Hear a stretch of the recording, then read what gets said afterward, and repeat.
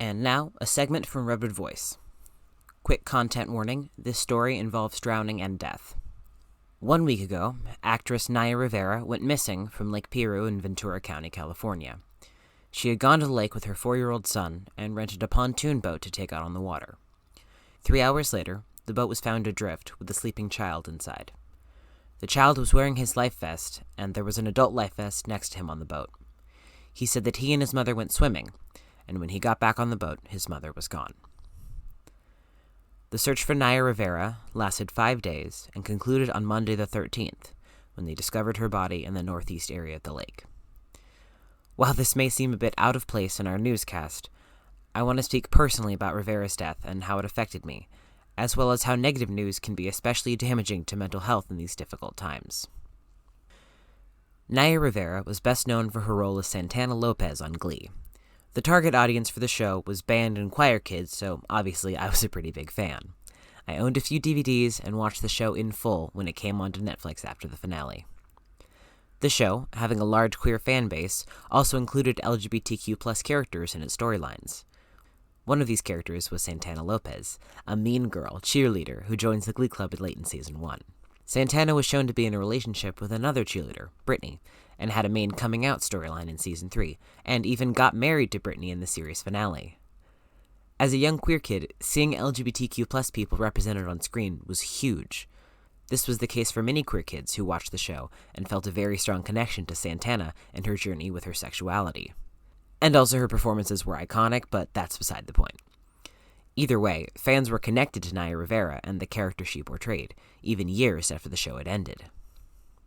So, last Wednesday, when I heard she had gone missing and was presumed dead, it hit me in a way that I wasn't really expecting. I checked the news and refreshed the Twitter tag as often as I could in the hope that someone would have answers. Instead, it was full of fans typing out desperate questions and prayers for Naya, flooding the tag with grief and panic. As I spent Wednesday night refreshing and checking that tag, I found myself grieving in a very strange way. I was poking the bruise, tying more and more of my energy to checking these posts. I messaged other people on Twitter, I made posts of my own regarding the situation, and I even called the Ventura Sheriff's Department to ask if they were continuing the search overnight. I found myself in a depressive spiral as the clock passed into the early hours of the morning. I didn't sleep that night. Grieving the death of a person who was influential in your life is never an easy or an expected thing. Grieving the death of a celebrity is an especially weird case, as so many people felt love for this person and their art, so those people feel the loss. What I think is different about receiving news, particularly bad news right now, is the inability to escape or distract yourself from it. We're stuck at home, scrolling through social media as one of the few connections to the outside world. And it's difficult to escape a trending hashtag when everyone you know wants to talk or post about it. This is especially prominent in the wake of the murder of George Floyd and the Black Lives Matter protests. For me personally, it's difficult to find the balance between wanting to stay informed and making sure I am mentally healthy. Hearing that more injustices have gone on in the world and I'm still at home makes me feel both overwhelmed and like I'm not doing enough. We live in a very, very turbulent time right now. Worrying news dominates social media, and it can be very difficult to pull yourself away when you need to take a break from it all.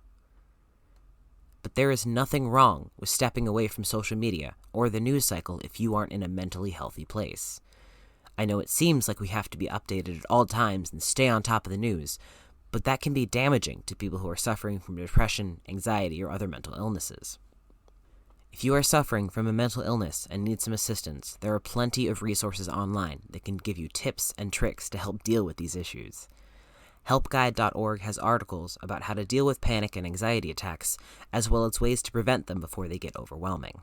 I highly encourage visiting this site and those like it to help deal with depression or anxiety you might have in these troubling times. Remember to also take breaks, drink water, go outside, get some fresh air. That can be especially helpful if you feel like you are trapped. Just remember, it's not selfish to make sure that you're okay.